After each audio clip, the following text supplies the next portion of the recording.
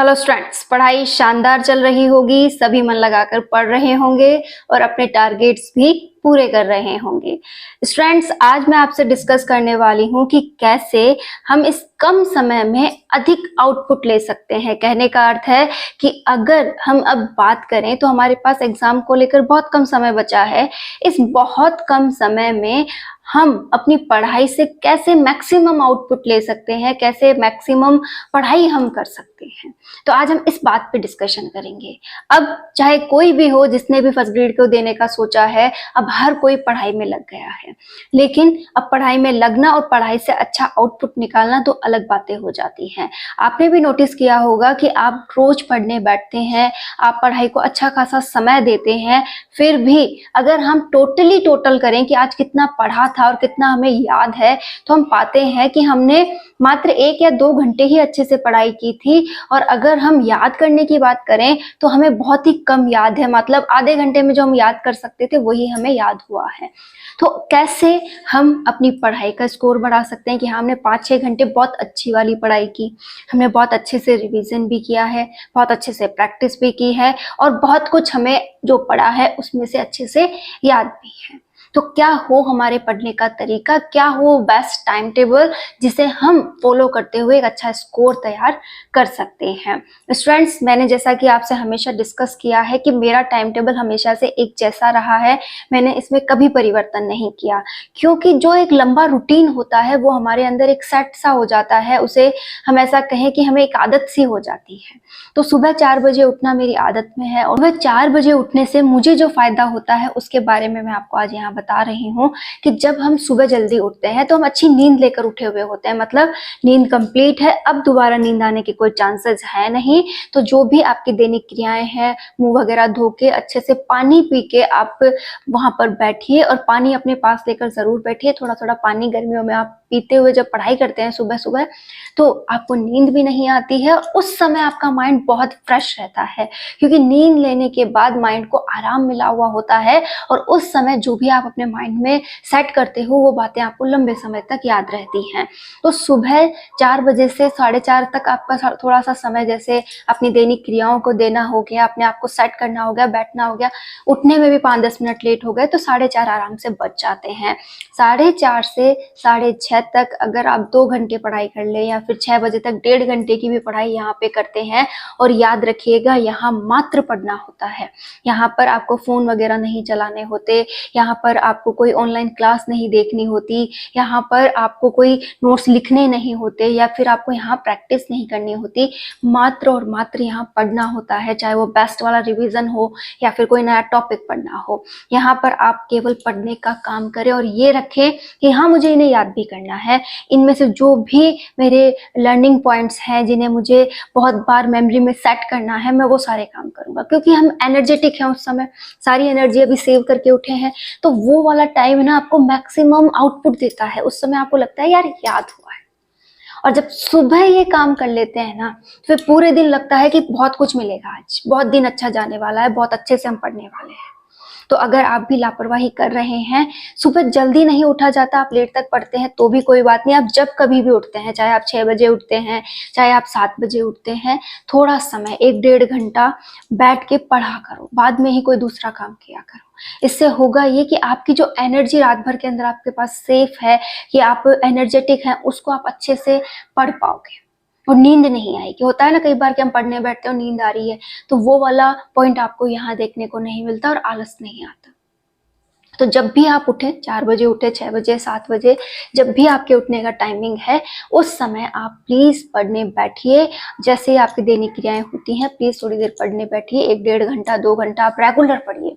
और हमेशा वो टॉपिक्स पढ़िए जिन्हें रिवाइज करना हो, वापस से नया टॉपिक पढ़ना हो, वो टॉपिक आपको लर्न करने हैं, ठीक है, आप वो लेकर बैठिए। और जब भी आपको लगता है कि अब 11-12 बज चुकी है, दोपहर का समय है, नींद आने का समय है, तो आप 1-1.5 बजे तक अपना एक अच्छा खासा शेड्यूल जो है वो पढ़ लीजिए, पढ़ने वाला। और जब भी आपको लगे कि अब नींद आने का समय है, मैं इस समय सोता हूँ, मतलब 1 बजे के समथिंग दोपहर मुझ पे हावी होती है, या फिर 2 बजे के समथिंग मेरे पास दोपहर मुझ पे बहुत हावी हो जाएगी, मुझे सोना ही पड़ेगा, उस समय आप प्रैक्टिस कीजिए। क्योंकि जब हम प्रैक्टिस करते हैं तो हमारा माइंड जो है वो पूरी तरह से उस क्वेश्चन का जवाब ढूंढने में लग जाता है, वो नींद को भूल जाता है, और नींद को भूल जाने के बाद आलस में कमी आती है और पूरा फोकस कहाँ जाता है, पढ़ाई में। तो मैं इतना कहना चाहती हूँ कि जो जो समय आपका ऐसा है जहाँ नींद नहीं आती, जैसे सुबह उठते ही हमें नींद नहीं आती, आप वहां पर पढ़ाई करो, ठीक है। दोपहर में आपको सोने का जो समय, मतलब दोपहर आप लोगों के अकॉर्डिंग कुछ भी हो सकती है, जैसे किसी के यहाँ जल्दी काम फिनिश होता है तो 12 बजे की समथिंग ही दोपहर मान लेते हैं, कोई दोपहर का खाना 2 बजे बाद खाता है तो वो 3 बजे बाद दोपहर मानता है। तो जो भी आपके सोने का समय है, जब भी आपके आलस का समय है, उससे पहले पहले आप अच्छी इफेक्टिव पढ़ाई कर लीजिए, 2-3 घंटा जो भी आप पढ़ते हैं। और जब भी आलस का समय होने लगे उस समय आप चाहें तो पावर मैप ले सकते हैं, 10-15 मिनट टेबल पर ही आप नींद ले लीजिए, बिस्तर के पास बिल्कुल मत जाना, वहां लंबी नींद आपको आती है, 1-2 घंटे आपके लग जाते हैं और वो हेल्थ के लिए भी अच्छी नहीं होती। तो थोड़ा सा सर आप यहीं लगा सकते हैं, या फिर अपने जो भी स्टडी रूम है वहीं पे नीचे लेट जाइए, मैं तो कई बार यहाँ नीचे भी लेट जाती हूँ, तो आप आराम से नीचे लेट करके अपनी कमर सीधी कर सकते हैं और जो भी अपने पढ़ा था उसे माइंडली रिकॉल कर सकते हैं, ठीक है। तो आपके पास बहुत अच्छा एक मटेरियल तैयार होता है। तो प्रैक्टिस का समय आपको वो तय करना है जहाँ नींद आती है, जैसे दोपहर का समय, ठीक है। इसके अलावा आपके रात का समय, जैसे पढ़ाई हो गई अब नींद हावी हो गई, भाई 10 बजे तक तो अच्छी पढ़ाई हुई, 10 बजे बाद अब नींद आ रही है, हम खुद समय देख रहे हैं कि भाई 10 बज गए हैं, अब मुझे सोना चाहिए, अब मुझे ये करना चाहिए। तो आप जितना भी प्रैक्टिस का समय है वो दोपहर और रात के अंदर रखें, ताकि आपका जो समय है वो बहुत अच्छे से यूटिलाइज हो जाए। अब भी आपके पास इतना समय पढ़ने का बचा हुआ है कि 6 घंटे आप ओनली फॉर रिवीजन और पढ़ाई को दे सकते हो, और इसके अलावा भी 4 घंटे अगर आप प्रैक्टिस को देते हो तो भी दोपहर के 2 घंटे, 2 घंटे रात के आप प्रैक्टिस को दे सकते हो। देखिए, किसी के अनुसार आप अपनी लाइफ में चेंज तो नहीं कर सकते, लेकिन हाँ उसमें कुछ इम्प्रूवमेंट पॉइंट ऐड कर सकते हो। जैसे आपका हो सकता है पढ़ने का टाइम और प्रैक्टिस का टाइम गलत गलत हो, तो आप उसे सही कर लीजिए। जैसे पहले मुझे पढ़ना है और प्रैक्टिस मुझे नींद आने के आसपास करनी है, ठीक है। इससे आप बहुत अच्छा इफेक्टिव पॉइंट निकाल करके ला सकते हो कि हाँ आज मैक्सिमम आउटपुट निकल के आया है, मुझे पढ़ने को भी मिला था, प्रैक्टिस को भी मिला था और रिवीजन को भी मिला था। अब आप अगर रिवीजन नहीं करना स्टार्ट किया है तो रिवीजन स्टार्ट कीजिए, और प्रैक्टिस तो अब रेगुलर होनी ही चाहिए। प्रैक्टिस अगर आप सेल्फ कर रहे हैं तो आप रोज 1-1.5 घंटा अपनी प्रैक्टिस को एक जगह बैठ के दिया करो, ताकि वो जो आदत है वो आप में आने लगे कि हाँ मुझे 3 घंटे पेपर बैठ के देना होगा, 1-1.5 घंटे वाला पेपर भी मुझे एक जगह बैठ के देना है। तो अभी से अगर आप 1.5 घंटे की प्रैक्टिस करने लगते हैं कि एक बार में 1.5 घंटा बैठना है, तो वो 1.5 घंटे की आदत आपको होने लगेगी। धीरे धीरे आप इसे और बढ़ाइए, 2 घंटे पर आइए, 3 घंटे पर आइए, 3 घंटा आपने एक पेपर बैठ के सॉल्व करना है, वो आदत भी आप में आनी चाहिए। तो धीरे धीरे आप इस कैपेसिटी को बढ़ा सकते हैं। और ये प्रैक्टिस एक जगह बैठकर करने के लिए मैं इसलिए कह रही हूँ क्योंकि जो एग्जाम समय में आप एक जगह बैठ कर के सॉल्व करोगे तो कईयों के बैक पेन होगा, कईयों से एक जगह बैठा नहीं जाएगा, पानी की प्यास लगेगी, वॉशरूम जाना है, बहुत सारे पॉइंट्स दिखाई देंगे। लेकिन अब आपको ये सोचना है कि मैं एग्जाम हॉल में हूँ, 3 घंटे या 1.5 घंटे वाला पेपर मैं दे रहा हूँ, उस जगह मेरे पास वॉशरूम वगैरह मैं करके बैठा हूँ, मुझे जाना नहीं पड़ेगा, पानी की बोतल मेरे पास है और पानी भी मैं पीता जा रहा हूँ अगर मुझे ज़्यादा प्यास लगती है तो, अदरवाइज मैं अच्छे से पानी वगैरह पीकर भी बैठ रहा हूँ ताकि 3 घंटे मुझे किसी भी प्रकार का डिस्टर्बेंस नहीं हो। और इससे देखो आपकी बहुत सारी प्रॉब्लम सॉल्व हो जाएंगी। अगर आप अभी से पेपर्स वगैरह सॉल्व करते हो तो जो नेगेटिव मार्किंग है, ठीक है, कि हाँ मैं इस तरीके से अगर क्वेश्चन को ढंग से सॉल्व करता हूँ, इसमें टिक मार्क सही लगाता हूँ, मार्क शीट के गोले सही भर रहा हूँ, तो हर एक प्रॉब्लम सॉल्व हो रही है। कई पब्लिकेशंस तो ऐसे हैं जो आपको सॉल्व पेपर भी दे रहे हैं, कई पब्लिकेशंस तो ऐसे हैं जो आपको पेपर भी प्रोवाइड करवा रहे हैं, ओएमआर शीट भी प्रोवाइड करवा रहे हैं और आंसर की भी प्रोवाइड करवा रहे हैं। तो आप उनका पब्लिकेशन खरीद लाइए जिससे ओएमआर शीट भी मिल जाएगी। कभी कभी आप उस तरीके से भी पेपर सॉल्व करके देख सकते हैं। और बीच बीच में आप रेगुलर अपनी ओएमआर की जो बुक आपने ला रखी है उसे भी सॉल्व करते रहिए। और ये मत सोचिए कि ये बुक तो हो गई सॉल्व, अब दूसरी लानी पड़ेगी। अगर आप उस बुक को भी 3 से 4 बार रिवाइज करते हैं तो भी आप बहुत अच्छा कर लेंगे। और उसके बाद जब आपको लगे कि हाँ अब ये बुक अच्छे से हो गई है, अब मुझे नहीं लानी है, तो भी आप लेकर आ सकते हैं। तो हम ही वो हैं जो हमारे पढ़ने के तरीकों को बदल कर टाइम को बहुत अच्छे से यूटिलाइज कर सकते हैं। अगर आप चाहते हैं कि 10 घंटे में भी मैं 15 घंटे की पढ़ाई कर लूं, तो वो बहुत अच्छे से हो सकता है कि कम समय है लेकिन पढ़ाई का आउटपुट मेरे पास बहुत अधिक है, तो भी पॉसिबल हो जाएगा। कैसे कि आप अगर वहां पर पढ़ाई करते करते जो मैंने समझाया उस अकॉर्डिंग, जैसे जब भी नींद नहीं आ रही है बहुत अच्छे से पढ़ाई कर रहे हैं, और जब नींद हावी हो रही है तो प्रैक्टिस और जो भी पॉइंट पढ़ा था उसे घूमते फिरते रिवाइज ऐसे काम करते हैं, तो आउटपुट भी निकल कर आता है, प्रैक्टिस भी होती है और रिवीजन भी होती है।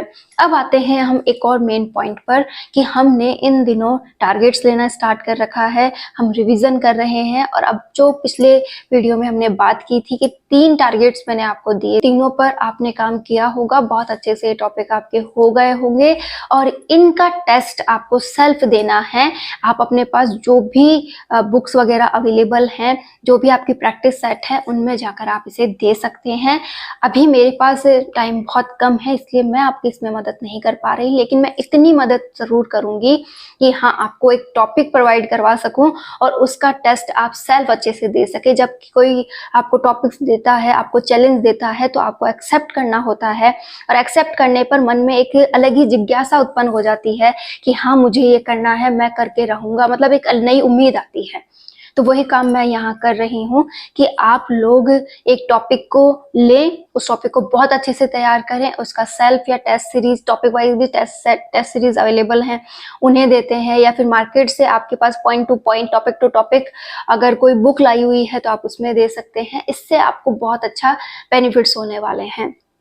आज के टॉपिक्स जो रहने वाले हैं उसमें आप जो हिस्ट्री वाला पोर्शन हमारा चल रहा है उसमें से गुप्त काल और मुगल काल ले लीजिए, ठीक है। ये दोनों ही टॉपिक आपको कंप्लीट करने हैं। इसी के साथ अगर पिछले टॉपिक्स में कोई कमी रह गई थी, राजस्थान का एकीकरण और प्रजामंडल आंदोलन वाला जो टॉपिक था, उस टॉपिक में अगर कोई कमी रह गई है तो आप उसे भी दूर कर लें, और यहाँ पर उनसे भी रिलेटेड कोई चीजें पेंडिंग है उन्हें आप पढ़ लें। ये दोनों टॉपिक्स आप साथ में तैयार कर लें। तो कौन कौन से टॉपिक हैं आज के लिए? गुप्त काल और मुगल काल, ये दोनों टॉपिक्स आपको पढ़ने हैं। और अगर जनसंख्या वाला टॉपिक पूरा बहुत अच्छे से हो गया है तो आप एक नया टॉपिक और कर सकते हैं, वो है हमारी नदियों वाला टॉपिक।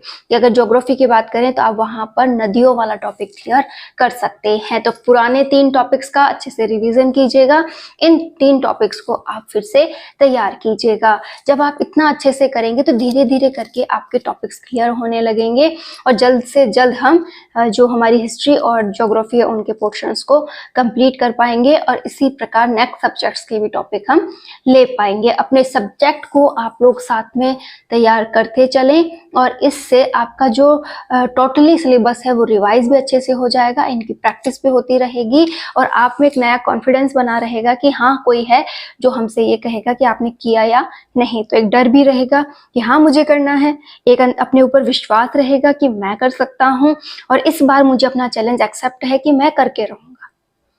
बहुत कुछ हमारे अंदर नया होता है, तो प्लीज अपने ऊपर विश्वास कीजिए, अपने टॉपिक्स क्लियर कीजिए, जो भी आप एक्स्ट्रा कर रहे हैं वो भी करते रहिए, लेकिन हिस्ट्री, ज्योग्राफी और अपने सब्जेक्ट का जो मैंने कॉम्बिनेशन आपको बताया है, प्लीज इसे रेगुलर लेते चलें, ताकि जिनका भी अभी तक मैक्सिमम आउटपुट नहीं आ रहा है उनका भी आने लगे। एक होगा ये कि आपको बहुत अच्छा लगने लगेगा, टॉपिक्स क्लियर होने लगेंगे और आप में भी एक विश्वास आने लगेगा।